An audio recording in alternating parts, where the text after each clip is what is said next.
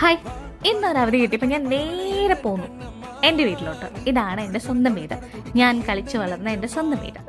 ഇവിടെ എത്തി ഇവിടെ ഉള്ളതെല്ലാം എൻ്റെയാണ്. അങ്ങനെ ഞാൻ ഉമ്മറത്ത് ഇരുന്ന് ക്യാമറയും ഇങ്ങനെ വട്ടത്ത് കറക്കുന്നത് എന്താണെന്ന് നിങ്ങൾ വിചാരിക്കുന്നുണ്ടാവും. ഞാൻ നിങ്ങളെ കാണിക്കാൻ ഉദ്ദേശിക്കുന്നത് ഞങ്ങളുടെ വീട്ടിലെ ഉമ്മറത്തെ മാവാണ്. ഈ മാവിനെ പറ്റി പറയുകയാണെങ്കിൽ ഇത് പൂക്കാൻ വേണ്ടി ഞാൻ കുറേ കാലം കാത്തിരുന്നിരുന്നു. പക്ഷേ ഇത് പൂത്തത് എപ്പോഴാണെന്നറിയോ? എൻ്റെ കല്യാണം കഴിഞ്ഞ് ആ വർഷം കല്യാണം കഴിഞ്ഞ് ഞാൻ ഹസ്ബൻഡ് വീട്ടിൽ പോയപ്പോഴാണ് ഈ മാവ് പൂക്കുന്നതെന്ന് അർത്ഥം. അമ്മ തമാശക്കെങ്കിലും പറയായിരുന്നു, ശകുനങ്ങളൊക്കെ വീട് വിട്ട് പോയപ്പോൾ എല്ലാം പൂക്കാൻ തുടങ്ങിയാണ്.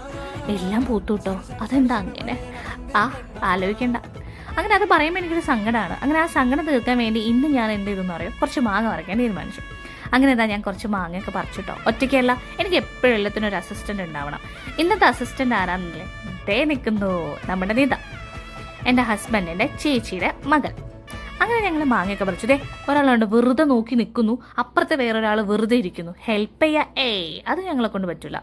അങ്ങനെ ഈ ചാക്കിൽ എന്താണെന്നല്ലേ, ആകാംക്ഷയോട് നോക്കൂ, ഞാൻ പറിച്ച മാങ്ങ. ഇത് കാണുമ്പോൾ എനിക്ക് എന്നോട് തന്നെ നല്ല അഭിമാനം തോന്നുന്നു. കാരണം പണ്ട് കല്ലെറിഞ്ഞിട്ട് കിട്ടാത്ത മാങ്ങയാണല്ലോ ഇതെന്ന് ആലോചിക്കുമ്പോൾ. അങ്ങനെ ഇയാളാണ് നമ്മുടെ ഷോമ. ഈ ഷോമയ്ക്ക് എന്നെ ഇഷ്ടമല്ല. കാരണം ഞാൻ കല്യാണം കഴിച്ച് പോയിട്ട് ഞാൻ പിന്നെ ഇങ്ങോട്ട് വരുമ്പോൾ ഇങ്ങനത്തെ ഓരോ സാധനങ്ങൾ എടുത്തുകൊണ്ട് പോകുന്ന അവൾക്ക് നന്നായിട്ട് അറിയാം. അങ്ങനെ ഞാൻ അതിൽ നിന്ന് പറിച്ച മാങ്ങയിൽ നിന്ന് ഒരു മാങ്ങ എടുത്ത് നന്നായിട്ട് കഴുകണം കേട്ടോ. പിന്നെ ഞാൻ പണ്ടേ ഹൈജീനുള്ള കുട്ടിയായതുകൊണ്ട് ഞാൻ എന്തായാലും കഴുകും. ഇനി നിങ്ങൾ കഴുകാതിരിക്കേ വേണ്ട, കഴുകിക്കോ, അതാ നല്ലത്. അങ്ങനെ ഞാൻ മാങ്ങയൊക്കെ കഴുകി മുറിക്കാൻ തുടങ്ങി. ചെറിയ ചെറിയ പീസൊക്കെ ആക്കി.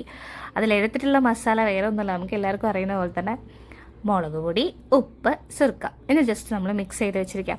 അങ്ങനെ ഞാൻ ചെറിയ കഷ്ണങ്ങളാക്കി പതുക്കെ മുളക് പൊടിയിൽ കുത്തി കടിച്ച് കഴിക്കാം കേട്ടോ. നല്ല ടേസ്റ്റ് ഉണ്ട്, നല്ല പുളിയുണ്ട്, നൊസ്റ്റ് ഫീലാണ്.